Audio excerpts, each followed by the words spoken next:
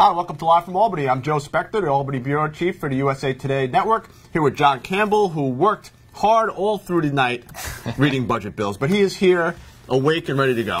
Awake is a relative term, but sure, I'm getting there. Yeah, well, certainly check out our coverage of the budget bills that did come out as we, John, head into the last final days of trying to get a budget deal. State lawmakers and Governor Andrew Cuomo hope to have one on time Sunday, but, you know, only a few budget bills in so far. Some interesting things in those, but certainly more to come. Yeah, we say budget, and it is a $175 billion budget, annual budget here at the Capitol.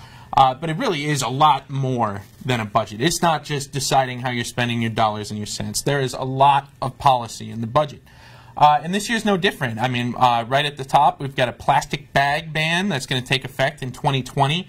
Lawmakers and Governor Cuomo have agreed to that. Democratic lawmakers, I should say, and Governor Cuomo have agreed to that, where when you shop at Wegmans or Stu Leonard's or whatever, you're not going to be able to get plastic shopping bags after March 1st, 2020. And counties and cities are going to have the option whether to opt into a fee on paper bags. And the idea is to cut down on plastic pollution and paper pollution.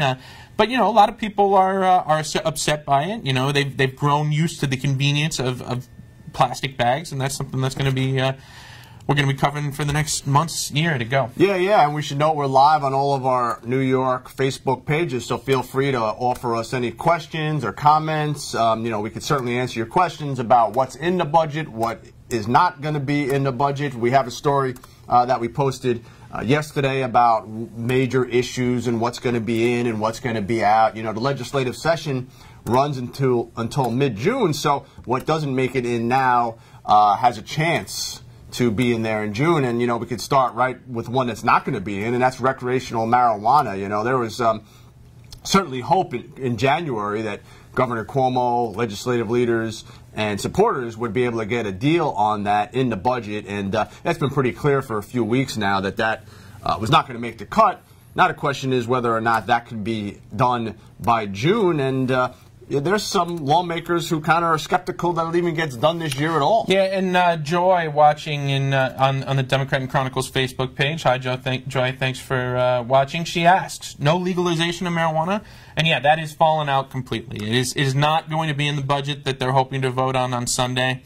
And it's a matter of, there's two questions here. One, whether or not enough lawmakers are going to philosophically be okay with legalizing marijuana, and two, the many details of how you actually make that happen are things that the governor and the legislature can't agree on right now. So they're going to have about another 3 months before lawmakers leave town to try to get something done.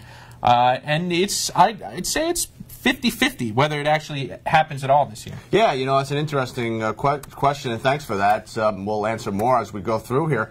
But yeah, I mean, you know, if you asked people in January whether or not marijuana was going to be in the budget, I think most people would figure it would have been. You know, it seemed to be a top priority of lawmakers. Cuomo included it in his State of the State. He talked about it last year on a campaign trail. But you know, not as questions about, well, you know, how much does everyone really want to get this done, and is it, you know, was the will there to have this done as part of the budget? Maybe you'll never know for sure, but clearly, you know, when there's so many complex issues in the budget, as you noted, John, it's not just dollars and cents. At some point, there's only so much you could pack in there. Yeah, you know, there's absolutely. only so much bandwidth that they have in a short period of time, and marijuana is one that, hey, you know what, you can make the case that maybe it should stand on its own. Maybe it should be a separate vote. Yeah, and you know, there's a lot of people weighing in on marijuana right now, and you know, you can make that case absolutely, but that, I mean, from a strategic standpoint from marijuana supporters, that makes it more difficult to approve. Because if you attach it to all these other things, school funding and everything else, and you throw it all into one bill or a series of bills, then you know, lawmakers have a harder time voting against that because they don't want to vote against something else in that. Well, that's it. I mean, and that's what you see in the budget, for better or worse. You know, so many times this thing's linked with this and that. I mean, okay, we'll increase school aid, you know, but you have to go along with the property tax cap or whatever it is. You know, all this linkage, quote unquote, that they always include in the budget, and you're seeing some of that to some extent this year.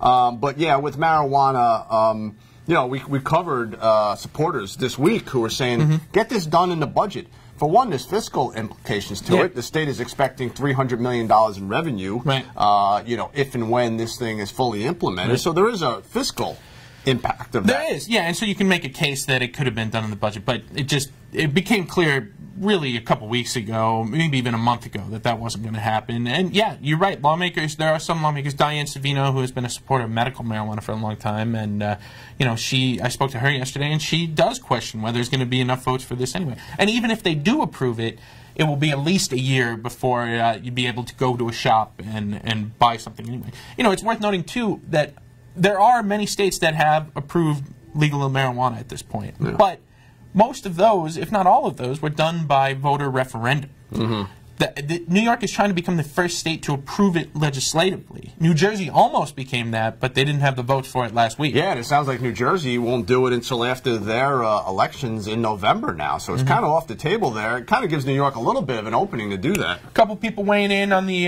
Democrat and Chronicle Facebook page. Sadie, watching there, she says, of course they won't legalize it. They need to continue to criminalize it to make even more money and have even more arrests.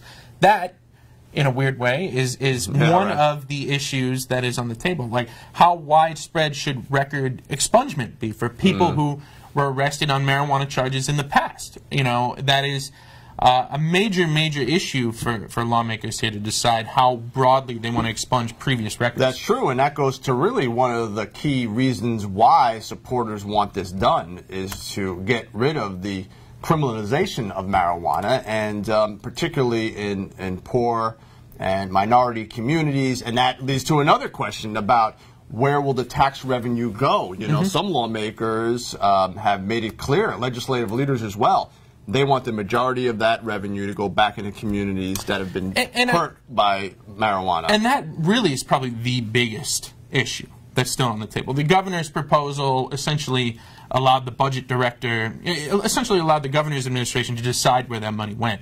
Lawmakers are not cool with that, and particularly minority lawmakers want to see that reinvested in minority communities that were hit hard by large numbers of people arrested on low-level marijuana arrests. Yeah, and you know, just an example of that was the fact that they wanted Cuomo proposed using some of the marijuana revenue to pay for congestion pricing, not pay for, but pay for roads or bridges. No. Trains and buses in the city. There's a lot of that going on. I wasn't quite sure where you were going. Yeah, well, there's a lot. There's trains, there's bridges, there's things. Yeah. But let's talk about that quickly, congestion pricing, because that's a big piece. But yeah, go ahead. Can I sneak one more marijuana question in here from Rashad, watching on the Rochester page? He seems incredulous that this isn't going to happen. The marijuana's not going to happen right now. He says, so where does this leave new business owners and schools all preparing for products and curriculum around the legalization of marijuana? Business owners, there are people lining up to try to you know, get a piece of this one way or another, and that's another question that's being asked. You know, some lawmakers want to make sure that there's a carve out so that what they call MWBEs, minority and women business enterprises, get a chance, a first crack really, to get in here on the marijuana business. Schools actually push back very hard, and that has helped fuel the opposition to legal marijuana here. You've seen the PTA, in particular, the New York State PTA, say that this will make it more accessible to young people, marijuana, and they are not in favor of it.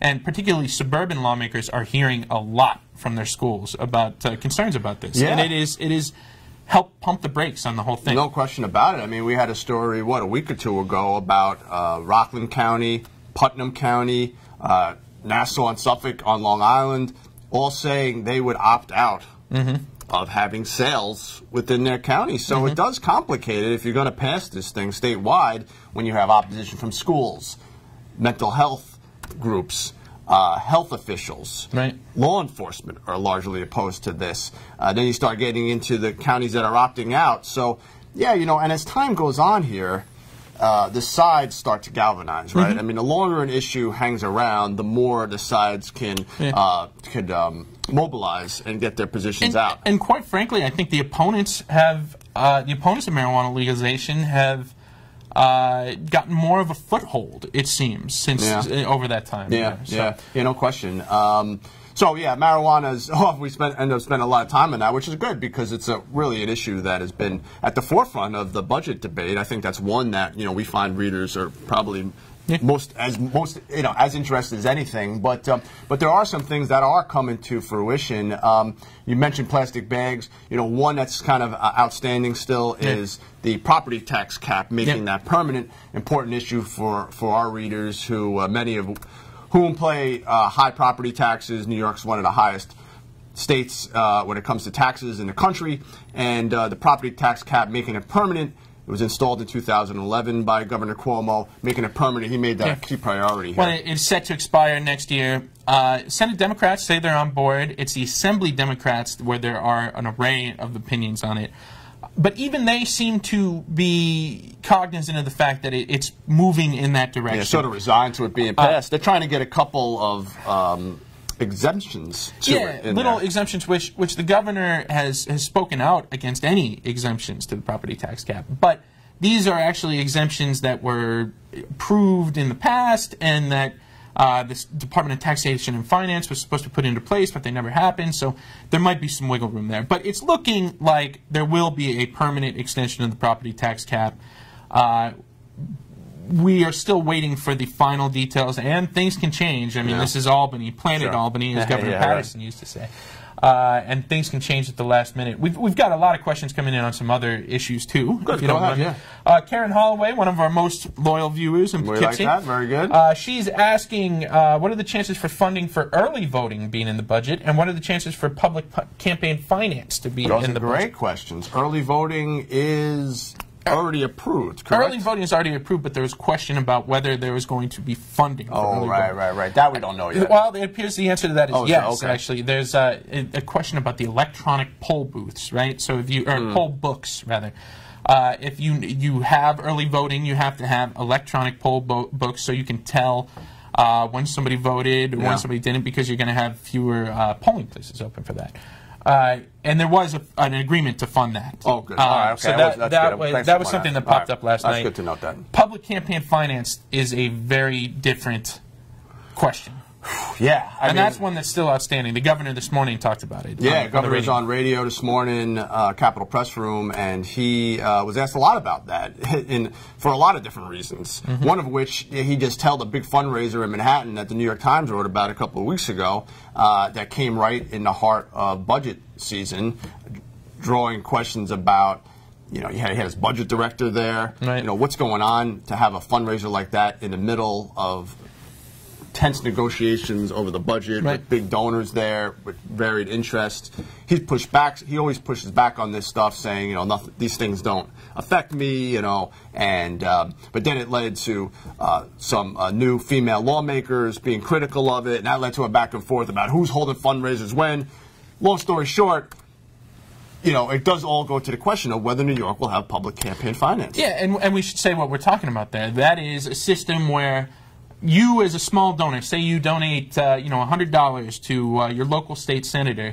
Cuomo wants to set up a system where that donation would be matched with public funds at a 6-to-1 rate. So if you donate $100, it would be matched with $600 of public money to go to that candidate. But public money that would be a volunteer system, right? Right, through a checkoff, tax checkoff. Through a checkoff, yeah. But that being said, a lot of people do not like that idea. They do not like the idea of public money, any public money, whether it's voluntary checkoff or not, going toward campaigns, attack ads, things, robocalls, those kinds of things. Well, it's not only that, though, right? I mean, because it is a voluntary system, but, as the Board of Elections testified at a budget hearing recently, it'll cost money to enforce. They need money to run this. Well, and the other part of it, though, is that the proponents say that it's a good idea because it emphasizes small donors, right? If you donate $100 and it's worth $700 total, then maybe these politicians will focus on getting small donors rather than trying to get the big,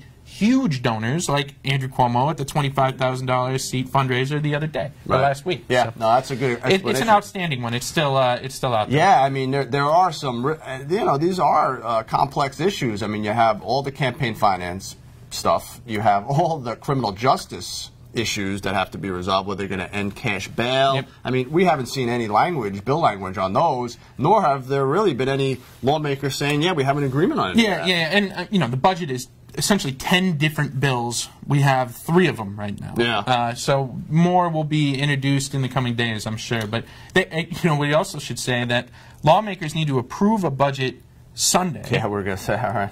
In order to get a $10,000 pay raise next year. So they have a personal vested interest in getting an on-time budget. $10,000. I mean, it's like a game show. It's like you want your $10,000, you got to get this. You know, I mean, it's yeah, it really does raise the stakes. It's unbelievable. Tommy, watching on the LoHUD Facebook page. Hello, Tommy. He wants to ask. He says legalize sports betting. Where's that at? Oh, legalize sports betting. That's a good one too. Well, that is not a budget issue per se, although some lawmakers have wanted in the budget to expand sports betting more than just on-site at the 4 upstate casinos. Right.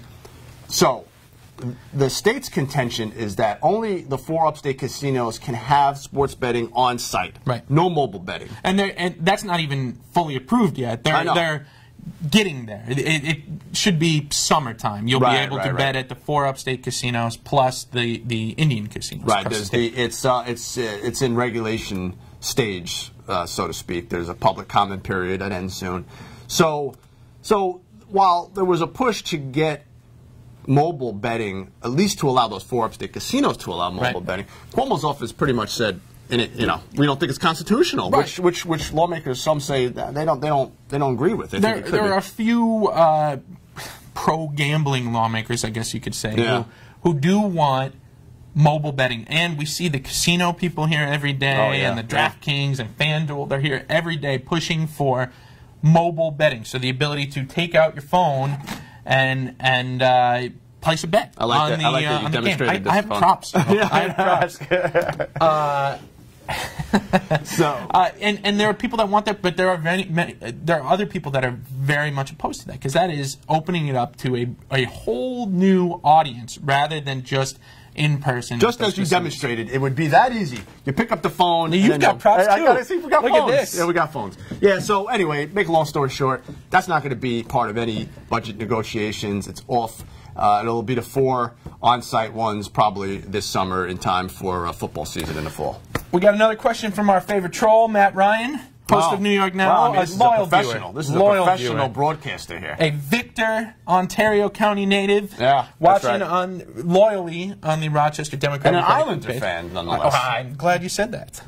He wants to know who has a better chance of advancing to the second round of the playoffs, the New York Islanders or the Brooklyn Nets? Oh, second round of the playoffs. Oh man, that's putting me in a tough spot.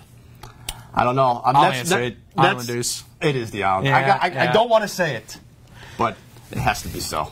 The Islanders are just kind of backing into the playoffs themselves. I know the Nets are barely getting in too. So hopefully they're both. Let's put it this way. Hopefully they're both in. And we can worry about second rounds. My teams are miserable. I wish I could talk about my teams, but whatever. Anyway. You want to leave it there? Let's leave it there. All right. We'll leave it with our sports teams. Thanks so much for joining us. We'll be back next week, Friday at noon, live from Albany.